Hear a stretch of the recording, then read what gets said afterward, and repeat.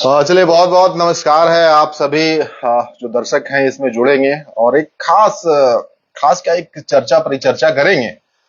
देश के चुनावी मुद्दों पर करेंगे और अभी जो हालात बने हैं जिसमें सरकार अब चुन ली जाएगी। आज अंतिम तारीख है, आज 1 जून है और आज के दिन जो 7वां चरण है, अंतिम चरण है चुनाव का, उसके लिए मत डाले जा रहे हैं। अभी जो वक्त हो रहा है, अभी यहां से बहुत ज्यादा वक्त नहीं है, तकरीबन 1.25 घंटा और बचा है जब मतदान की प्रक्रिया पूरी हो जाएगी और 7 चरण में जो चुनाव हुए हैं वो संपन्न हो जाएगी। नई सरकार 4 तारीख को पता चल जाएगा कि भाई किसकी सरकार बन रही है, कौन सत्ता संभालेगी, किसके हाथ में सिंहासन होगा, कौन सिकंदर होगा, कौन सत्ता का जादूगर होगा, ये आपको पता चल जाएगा 4 तारीख को। उसी बीच में पूरे देश में जो सनसनी मची, कुछ जो उम्मीदवार थे उन्होंने सनसनी मचाई, निर्दलीय प्रत्याशी के तौर पर चुनाव लड़ रहे थे। उसमें से जो बड़े नाम थे, पूरे देश में उनकी चर्चा कहीं ना कहीं हुई। झारखंड के जयराम महतो, जिनको टाइगर के नाम से भी बुलाया जाता है, उनकी चर्चा थी। दूसरा नाम था भाई आपके पड़ोसी राज्य, जिस पर कहीं ना कहीं राजनीति होती है झारखंड में, उसी से जयराम महतो का उदय भी हुआ। बिहार की हम बात कर रहे हैं, पवन सिंह जो काराकाट से चुनाव लड़ रहे हैं, आज ही उनका चुनाव है, आज ही मत वहां डाले जा रहे हैं। और तीसरे जो उम्मीदवार, निर्दलीय उम्मीदवार जो खूब चर्चा में रहे, बाड़मेर जैसलमेर लोकसभा से रविंद्र सिंह भाटी। अब इन तीनों को अगर आप देखेंगे तो इनकी जो पटकथा है कहीं ना कहीं सोशल मीडिया बहुत जबरदस्त तरीके से निभाती आई है, क्योंकि एक तरीके से सोशल मीडिया ने ही इन्हें बनाया। जयराम महतो को अगर आप देखेंगे तो पिछले 2.5 सालों से वो झारखंड की पटकथा लिख रहे हैं और उस पटकथा में, राजनीतिक पटकथा में, भाषा आंदोलन से शुरू होता है उनका चेहरा दिख जाना। उसके बाद एक सिंबॉलिक तरीका उन्होंने अपनाया, जब गाड़ियों के ऊपर जो चढ़ जाते हैं, बोनेट के ऊपर वो चढ़ जाते हैं और वहां से प्रचार प्रसार करते हैं।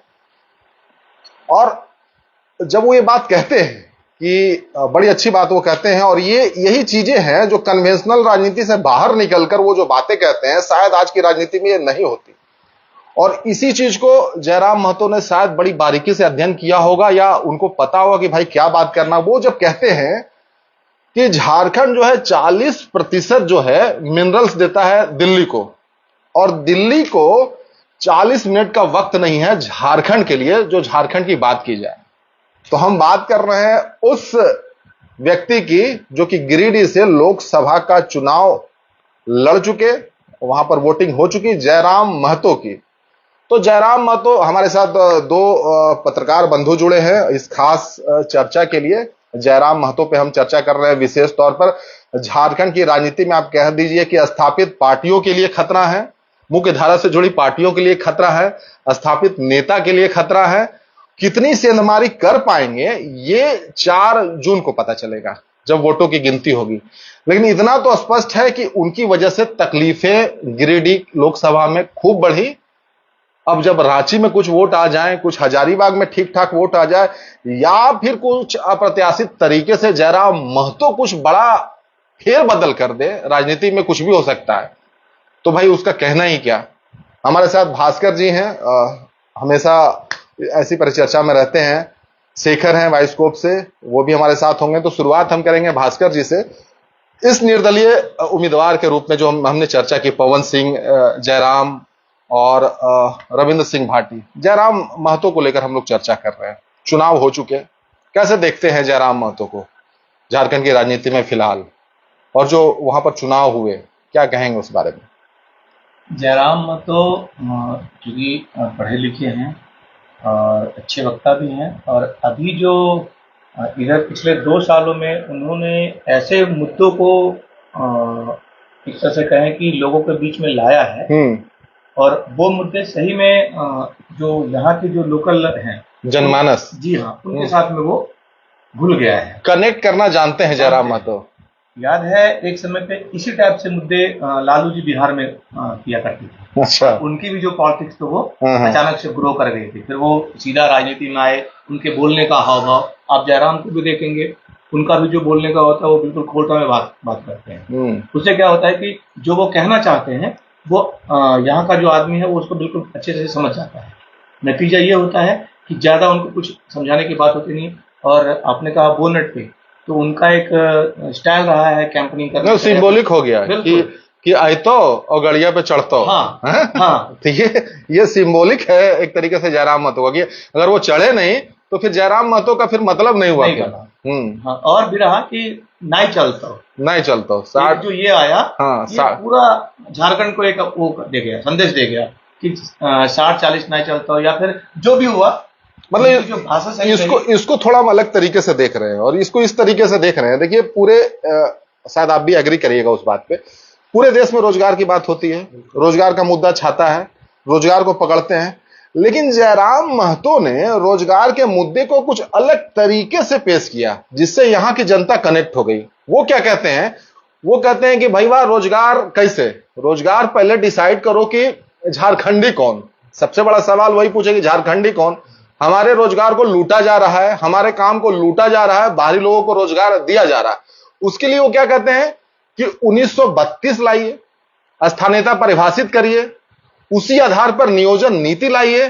तो ये कहीं ना कहीं जो यहां की जो जनता है उसको टच कर गया, युवा को कनेक्ट कर गया कि सिर्फ रोजगार का बात नहीं कर रहा, रोजगार कैसे मिले उसमें जो वो ऐड ऑन किया वो बड़ा जबरदस्त बन गया और यही पहचान बन गई जयराम की। क्या शेखर, क्या कहेंगे इस बात पे? जयराम आज जो कुछ भी है, झारखंड की जो नियोजन नीति है उसी ने जयराम को पैदा किया है।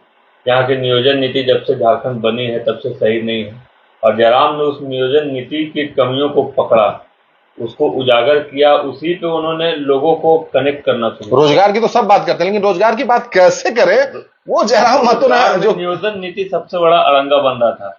जितनी भी वैकेंसी आ रही थी कोर्ट में जाके नियोजन नीति के कारण फंस रही थी, जयराम ने उसी नियोजन नीति को आधार बनाया।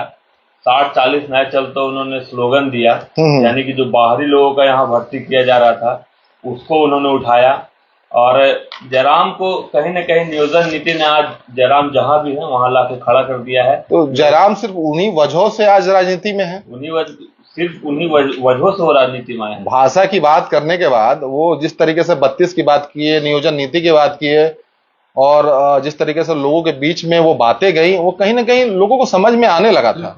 झारखंड में जॉब नहीं आ रहा था, जॉब आ भी रहे थे तो कहीं कोर्ट में फंस रहा था और जयराम ने उस चीज को बहुत अच्छे से पकड़ा।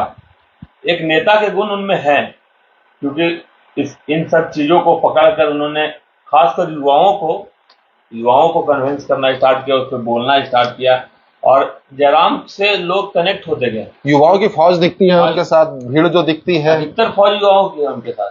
और अब तो जैसा इस बार गिरिडीह के चुनाव में दिखा है, महिला भी उनसे कनेक्ट हो रही हैं। गांव में जो महिलाएं हैं वो रात में सभाएं कर रही हैं, महिलाएं उनको सुनने आ रहे हैं।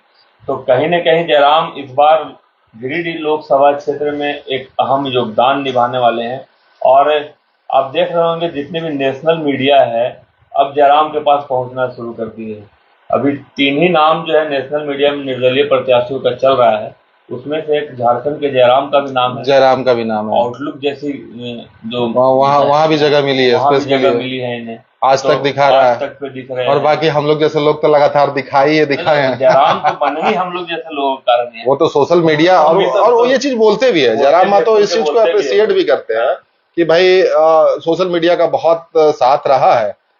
और आप ये देखिए सोशल मीडिया को जो हल्के में लेते हैं, आप समझिए कि रविंद्र सिंह भाटी, पवन सिंह और जयराम अगर ये नेशनल सनसनी बने तो वजह ये है कि सोशल मीडिया में जो कैंपेनिंग उनका रहा वो बड़ा इंपैक्टफुल रहा है।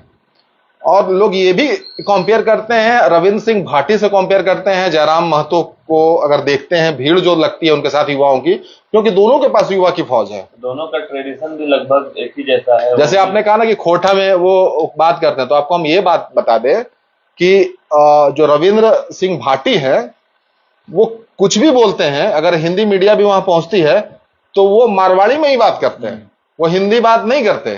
तो उनको पता है कि हमारा वोटर कौन है और हम किसकी वजह से आगे जाएंगे, तो बड़ा क्लियर है उनका स्टैंड। जयराम जो है बिहारियों के लिए अपना स्टैंड रखते हैं बड़े भाई भी उनको कहते हैं, लेकिन झारखंड की रोजगार में वो खुलकर बोलते हैं, वो पहले मेरा हिस्सा है, मेरा हिस्सा है। मेरा पहले मेरा उस पर अधिकार है, हम उसे लेंगे। आप बिहारी बड़े भाई हैं, हम सम्मान करते हैं। आप ही के इंटरव्यू में उन्होंने वोट भी मांगा, बिहारियों का वोट भी चाहिए ये बोला था। तो जयराम एक अब अभी के टाइम में एक अच्छे नेता, अच्छे वक्ता बनकर उभरे हैं। और इस बार गिरिडीह का जो लोकसभा चुनाव हुआ है उसमें जो इंडिया गठबंधन के उम्मीदवार हैं, एनडीए गठबंधन के उम्मीदवार हैं, जिन्होंने एक तरह से गिरिडीह लोकसभा पर देखा जाए तो वर्चस्व बनाए हुए था कि या तो इंडिया का कब्जा होगा या एनडीए गठबंधन का कब्जा होगा। जो पहले यूपीए था अब इंडिया है। तो इन दोनों की साख अगर अभी खतरे में है तो वो निर्दलीय प्रत्याशी जयराम महतो, मतलब ये पक्का है कि जयराम की वजह से जो बीजेपी एनडीए के कैंडिडेट हैं सीपी चौधरी और जो जेएमएम के कैंडिडेट हैं इंडी गठबंधन से मथुरा महतो, उनकी नींद में दखल हुई, उनको बेचैनी हुई कि ये जो लड़का है ये कुछ ज्यादा ही तेजी से आगे बढ़ रहा है और हमारे वोट में सेंधमारी कर रहा है। जयराम को अगर आप कहेंगे गिरिडीह के लिए तो खोने के लिए उनके पास कुछ भी नहीं है, जो भी है वो पाने के लिए है।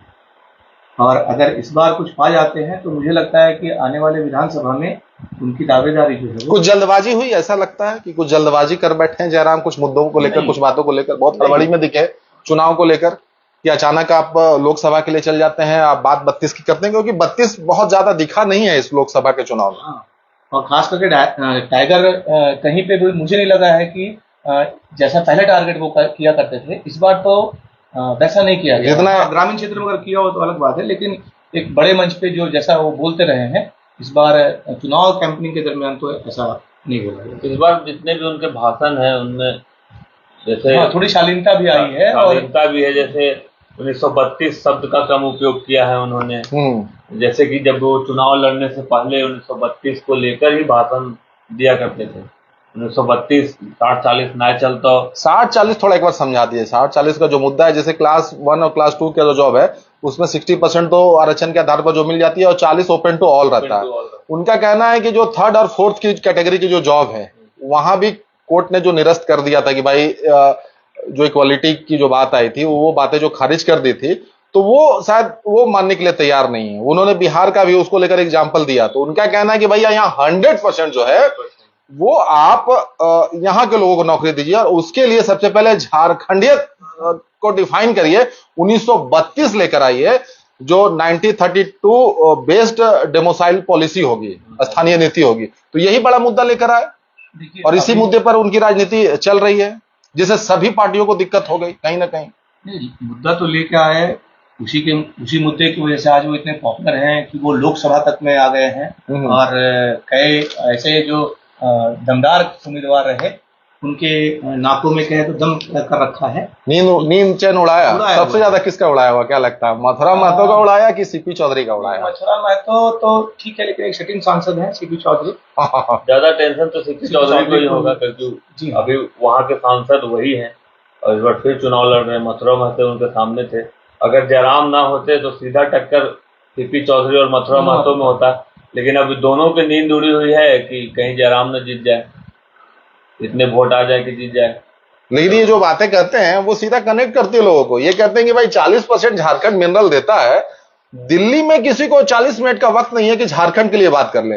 अब बात हो ना हो अलग बात है, लेकिन जयराम ने अगर ये बात कहा है तो उनके जो प्रशंसक है उनको सीधा टच कर गया कि भाई बहुत सही बात ये बोल रहे हैं। और वो कोयले की बात जब करते हैं कि 27% कोयला देता है, और इन्होंने ये भी कहा कि अगर लोकसभा हम जाते हैं तो पहला सवाल मेरा यही है कि 27% कोयला हम देते हैं, लेकिन हमारा वो जो हेडक्वार्टर है वो कोलकाता क्यों है? इनका सबसे बड़ा आरोप तो यही है कि यहाँ से जितने सांसद जीत के जाते हैं वो लोकसभा में झारखंड की बात नहीं करते हैं। और अभी भी जितने भी उन्होंने कैंपेन किए हैं उसमें उन्होंने यही कहा है कि अगर हम यहाँ से जीत के जाते हैं तो हमारे गिरिडीह की बात होगी, झारखंड की बात होगी। और इसी को लोग कनेक्ट कर रहे हैं। शायद अगर देखा जाए तो यहाँ से जितने भी सांसद गए हैं झारखंड को जिस हिसाब से सांसद में रखना चाहिए था नहीं रख पाए, इसीलिए लोग जयराम से कनेक्ट हो रहे हैं। पॉलिटिकल वैक्यूम देख रहे थे, जो लीडरशिप है झारखंड की उसमें जो एक होड़ लगती है महतो कुर्मी की बड़ा नेता बनने की। इसमें से आप देखेंगे कि या तो बहुत बुजुर्ग हो चुके हैं, उम्र निकल चुका है, या फिर लोगों के बीच में बहुत ज्यादा प्रेजेंस उस तरीके की नहीं दिखती है, किसी का भी आप नाम ले लीजिए। तो वैसे में क्या जयराम महतो एक विकल्प के तौर पर दिखने लगे हैं, दिख रहे हैं, या फिर राजनीति का नया अध्याय 4 जून के काउंटिंग के बाद शुरू हो सकता है?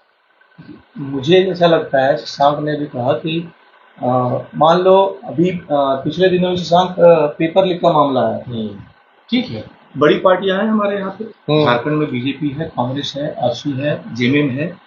हमने क्या देखा कि इनके जो नेता रहे उन्होंने बस एक बयान जारी किया।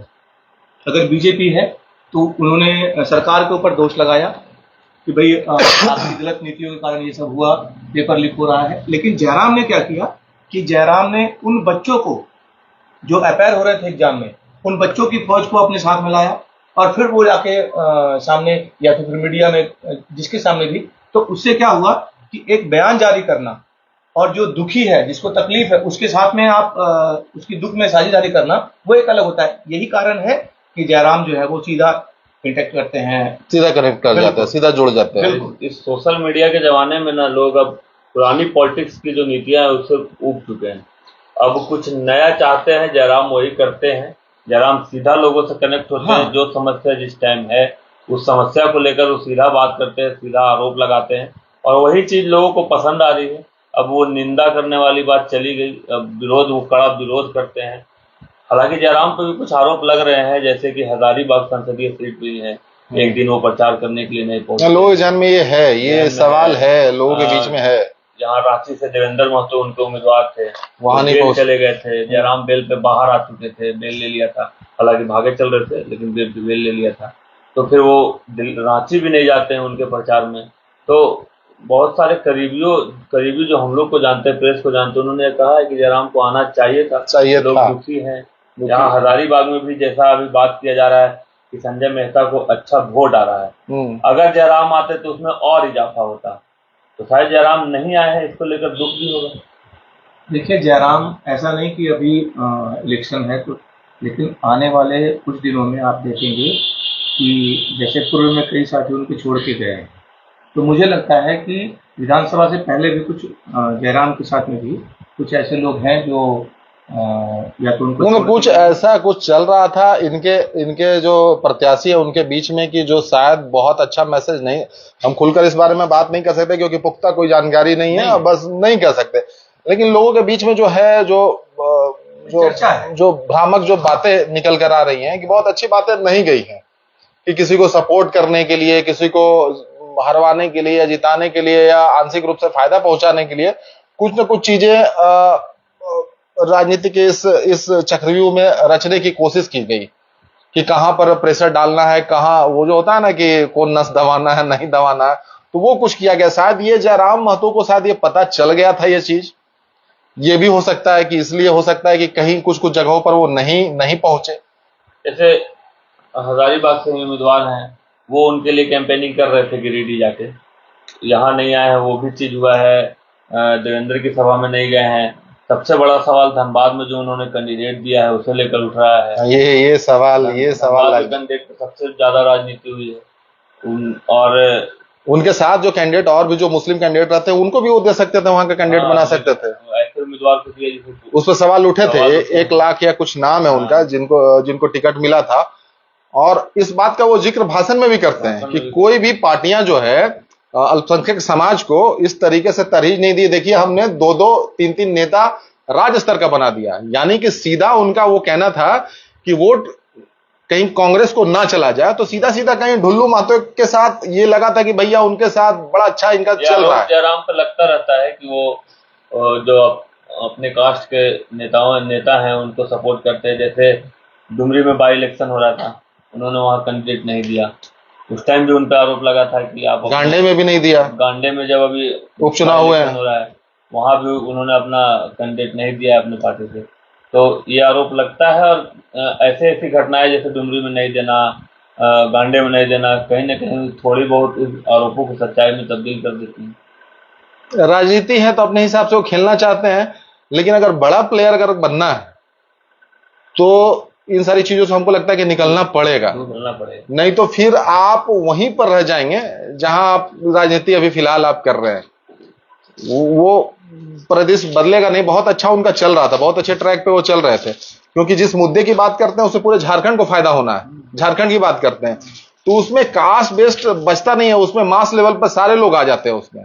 लेकिन जब ये सवाल उठेंगे कि आपने डुमरी में नहीं दिया था, आपने फिर गांडेय में नहीं दिया, फिर आपने धनबाद में एक ऐसा कमजोर कैंडिडेट दे दिया जिसको लेकर सवाल उठने लगे, और वहां कैंडिडेट थे डुल्लू महतो, तो ये सारी चीजें हैं, ये कहीं ना कहीं लोगों के बीच में गई हैं।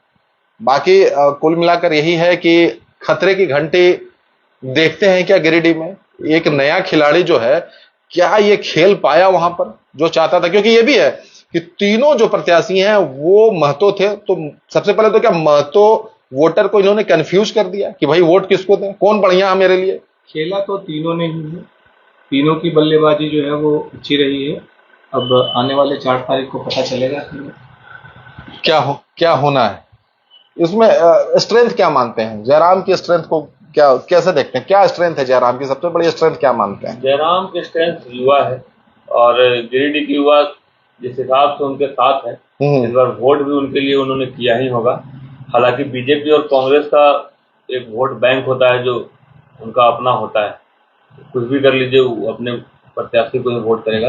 लेकिन जयराम ने उस वोट बैंक में सेंधमारी ऐसे की है कि एक तो उन्होंने वो जो कास्ट बेस्ड के वोटर हैं उन्हें कंफ्यूज किया है, साथ ही साथ उनके घर के युवाओं को अपने बस में किया है इन्होंने। मतलब उस कास्ट बेस्ड के वोटर हैं उनके घर के युवा जयराम के साथ हैं, तो उस वोट बैंक में सेंधमारी जयराम ने की है, और उसी ने इन दोनों नेताओं की टेंशन बढ़ा दी। छात्रों की ही पार्टी रही है आज तो एक समय में एग्रेसिव वो भी हुआ करती थी, फिर बाद में जब वो पॉलिटिक्स में आ गए तो फिर आप आंसू को देख रहे हैं क्या है। तो ही मैंने पॉलिटिकल वैक्यूम की बात की, जिसमें जो महतो और कुर्मी नेता है वो क्या हाशिए पर आके खड़े हो गए, उसमें जयराम बड़ा चेहरा नजर आ रहे हैं अभी फिलहाल। ये तो 4 तारीख को अगर इनके पक्ष में कुछ स्ट्रांग वोट मिले या ये चुनाव जीत गए तब तो फिर इनकी बल्ले बल्ले, जीत गए तो बल्ले बल्ले। लेकिन अगर हार भी जाते और वो भी बड़ा वोट बैंक ले आते हैं तो भी इनके पास अभी खोने के लिए कुछ नहीं, बहुत कुछ लेंगे वोट बैंक। मतलब मुंह की धारा में स्थापित पार्टियों को, नेताओं को अगर उस नेक्सस में आप सेंधमारी करते हैं तो इसका सीधे मायने हैं कि आपको सारी पार्टियां ढूंढना शुरू कर दी। ऐसे भी वो कहते हैं कि भाजपा से भी कांग्रेस से भी उनको बुलावा आता है, उनको मिलता है, तो वो खुद भी ये कह चुके हैं भैया। लेकिन विधानसभा चुनाव है तो उनको आप देखिएगा, उनका स्टेटमेंट अगर देखिएगा तो लोकसभा तो है ही, उससे ज्यादा विधानसभा पे नजर है उनकी, जो होने वाला है नवंबर दिसंबर में होने वाला है, 3-4 महीने बाद विधानसभा है, तो उस पर नजर है। ऑब्वियस है कि ये जो वोट आने वाले हैं वो बहुत मायने रखेंगे। वो मुझे लगता है कि टारगेट जो भी कुछ है वो विधानसभा का ही है, विधानसभा का ही है।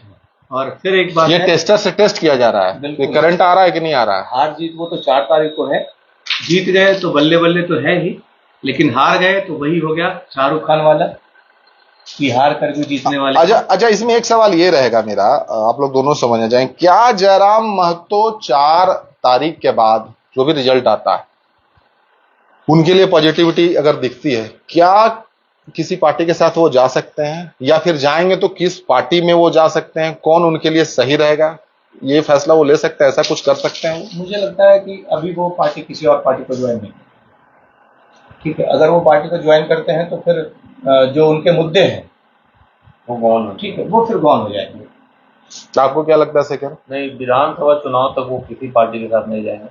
विधानसभा चुनाव में उनका कैसा असर होता है, कितनी सीटें आ पाती हैं, वही हिसाब से वो डिसीजन है। सिंपल है कि जयराम महतो जो बने हैं वो मुद्दे आधारित बातों पर बने हैं।